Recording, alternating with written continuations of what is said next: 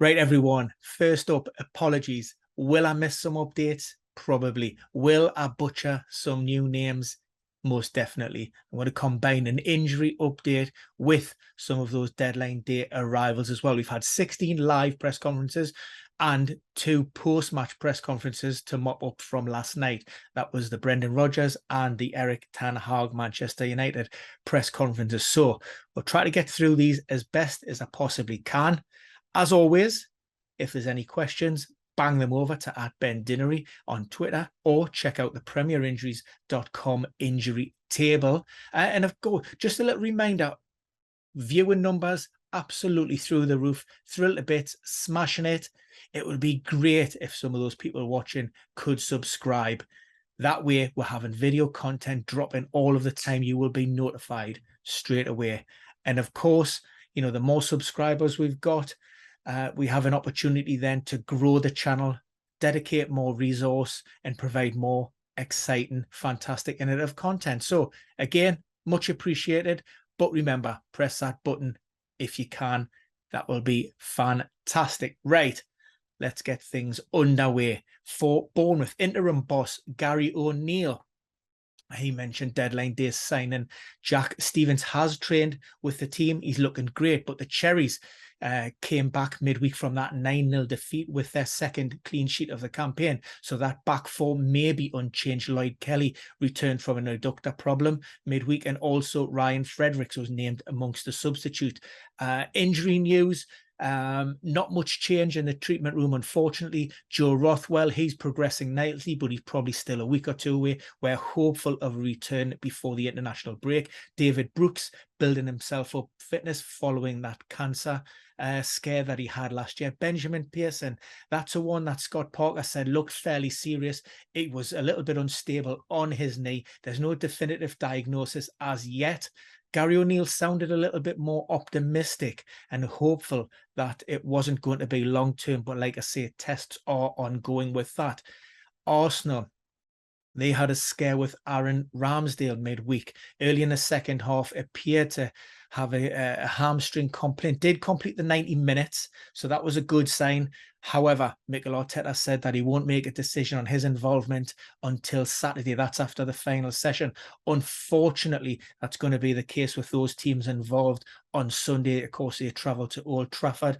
They have one final session, and typically players who can come through that session unscathed without any kind of overnight reaction, then managers will make a decision on those. So it does look good for Aaron Ramsdale. And also Martin Ødegaard, he took a heavy knock on the foot, around the foot and ankle, limping heavily, but it looked like, you know, he could shake that one off. The good thing is, like I say, with a bit of a heavy knock. Now, the bad news, Mo Elney, we know he came off with a hamstring problem back in game week 4. That is a pretty severe, a serious setback. Mikel Arteta said we're looking at months for that one, for a return to play. Thomas Partey slightly better. We're hopeful that it's just going to be weeks. With regards to Zinchenko, he hasn't trained with the squad yet due to a knee problem.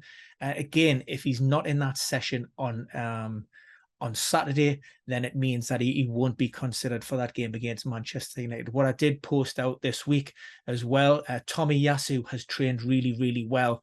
And potentially there's an option there for him to come at right back, and also Ben White to move into that sort of CDM position alongside Xhaka. Lokonga started midweek, so there's competition in place, isn't there? But overall, generally looking really good for Arsenal and Mikel Arteta's team. They've got a 100% record and 5 straight wins, so hopefully looking to continue that. Aston Villa, Steven Gerrard made a couple of late signings, Lian Dendoncker being one of those from Wolves. However, he did wake up on Friday morning with what Gerrard described as a sore throat, and he will be monitored ahead of the game. So there's maybe a question mark over his availability. The only definite absentee that we know of is Diego Carlos. That's a ruptured Achilles problem, which has had surgery. Out at least for the next maybe 5 to possibly 6 months. Also, Douglas Luiz, he was a subject of at least 3 bids from Arsenal on deadline day. Villa resisted the urge to release him, despite the fact that he's free to go from next year. How that will affect Douglas Luiz remains to be seen. Steven Gerrard said he has had a face talk with the Brazilian and he understands the club's stance, and then hopefully he can move on from this when the dust settles post deadline day. For Brentford, the captain, Pontus Jansson, he's recovered from a minor foot injury, so he's back in contention. And also Christoph Ayer, he's had a little bit of a hamstring issue that required surgery earlier in the summer. He has featured for the development team, or the B team, to build fitness, so he's going to be in and around that squad. However, bad news with regards to Christian Norgård. That's an Achilles issue. Now, the understanding is we're looking at a couple of weeks out, at least for that one. No surgery required, but it could be a return after the international break, which really puts him out until October. Graham Potter, Billy Gilmour was one that they got over the line.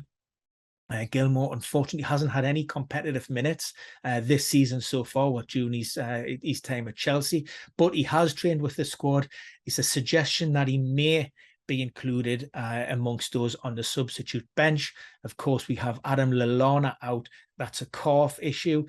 Earlier on in the week, Graham Potter said it's likely to be after the international break. He sort of more or less said the same today. However, he didn't rule out the possibility of a return maybe by game week 8, but it's only a slim chance of that. Jeremy Sarmiento is training with the squad again following a knee problem, but the youngster hasn't had many minutes, and again, he might be involved with the under-21s there before considered for the first team. Jakob Mulder is a long-term absentee.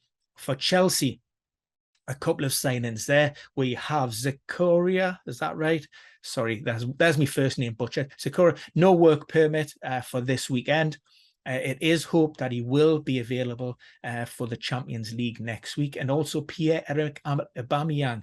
We know, or you may or may not know, that he was subject to a house break-in, and unfortunately, in that incident, he broke his jaw. So Thomas Tuchel said that they will be getting a face protector, a face mask molded and ready for him. But for now, he's unavailable for selection with that mask, and providing that goes off with any kind of reaction, he should be in contention maybe as we look ahead to game week 7. Elsewhere within that Chelsea squad, N'Golo Kante is the only player definitely ruled out. We know that's a hamstring problem. Again, we're probably looking at early October. So that's good news with regards to Reece James. Illness, Ruben Loftus-Cheek, minor hamstring problem, Trevor Chavalo, knee, they're all back and available, while Conor Gallagher has served a 1-match ban and he's available for Thomas Tuchel. Crystal Palace, they travel up to Tyneside. They're facing my boys Newcastle at St James's Park. Not much change in the Palace treatment room. James McArthur, Jake Butland, Nathan Ferguson, they're all out on James Tompkins. However, Will Hughes, he missed out midweek. He's back in contention, so he is part of the travelling squad. Trained for the first time on Friday morning. Everton, a couple of signings in there.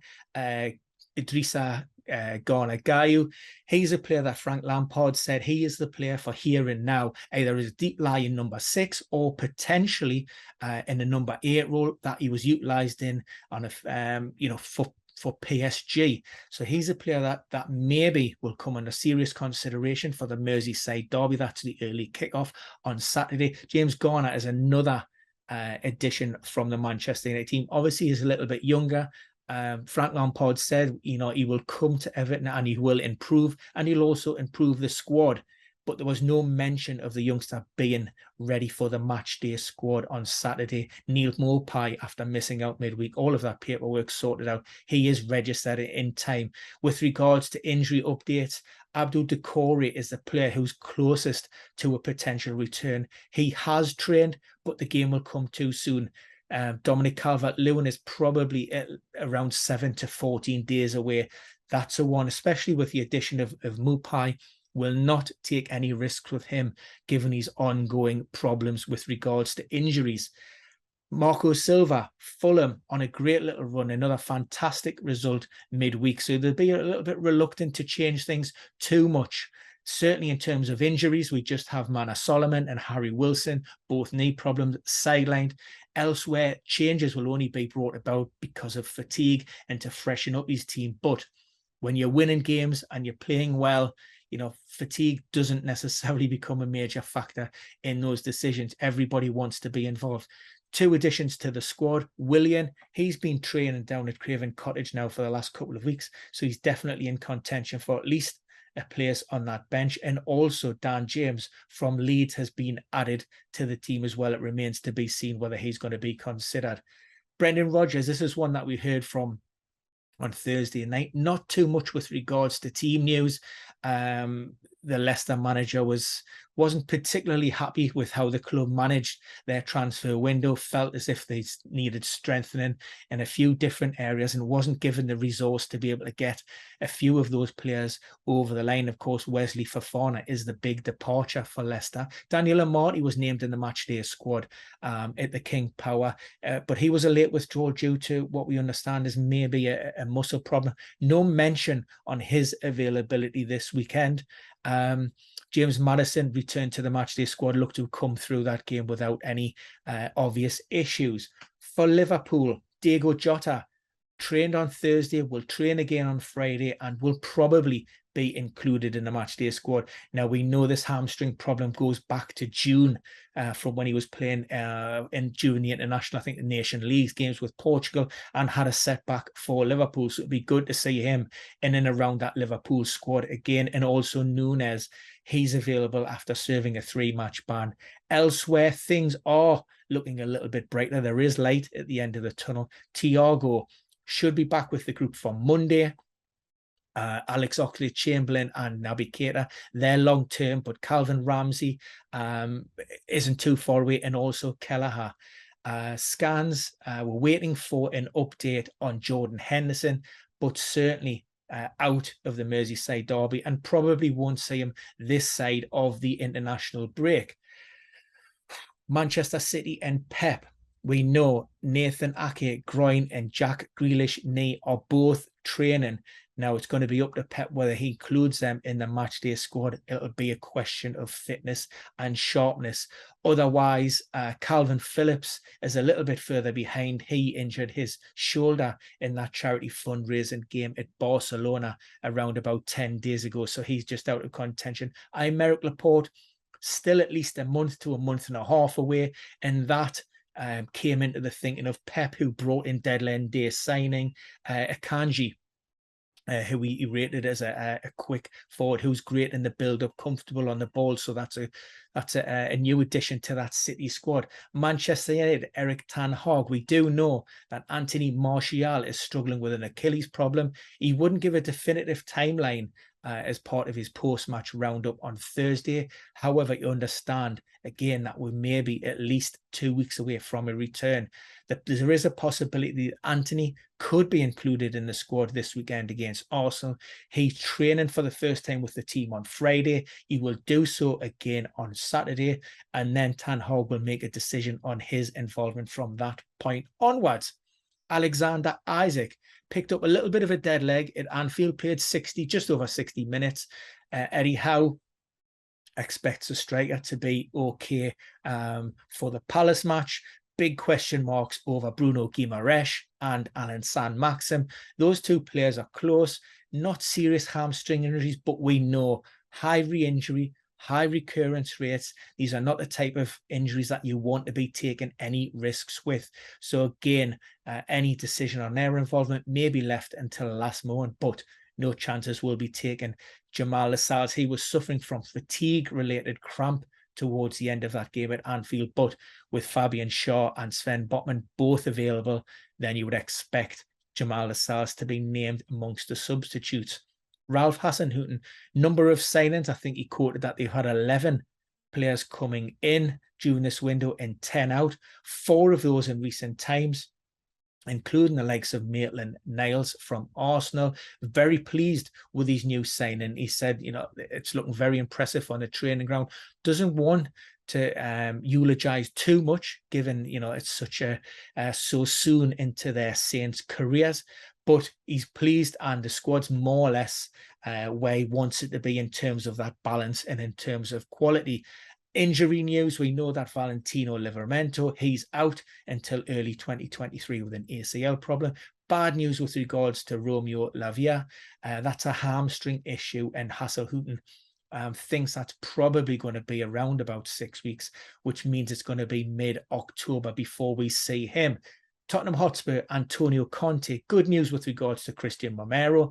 He's took part in both sessions after the game with West Ham, so he is pushing for a place. Davinson Sanchez is a player who potentially could make way. Also, Rodrigo Bentancur, he's recovered from that concussion. And Basuma was a player who came in midweek, so he'd be vying for a starting place in midfield alongside Højbjerg. A tendon issue will keep Lucas Moura out for a while, but Brian Gill is a little bit closer, maybe game week 7 for him. West Ham United, Ben Johnson, hamstring out, confirmed by David Moyes. 2 late fitness tests. Aaron Cresswell came off midweek. That's the second game he's been struggling with a tight adductor issue. So again, no chances will be taken. This is a one that could easily be exacerbated, and we're going from a 1 or 2 week timeline to a 3, 4, 5 week. Now, there are options in there. Angelo Ogbonna was a player introduced midweek, but also Emerson, since his arrival from Chelsea, can slot in on the left-hand side, although there are question marks with regards to his match fitness due to a lack of game time. Gianluca Scamacca, he had a virus midweek, and again, he's going to face a late fitness test on whether he'll be available for the squad. And finally, Bruno Lage and Wolves. No fresh injury concerns. We know that Chiquinho ACL is out until next year, but we have 2 players, Boubacar Traore. There's no work permit in place for him at this moment, so he won't be considered for Saturday's game. But Sasha Kalajdzic, yes, and I'll try saying that again, maybe another time. But Sasha, he has trained, but on Friday that was classed as a recovery session. So whether he's going to be included in that starting 11 or not, it will be a little bit of a risk from Bruno Lage if he does, but we have seen it with recent signings. He's not afraid to throw those new players in. So that's it. That's your bumper roundup for now.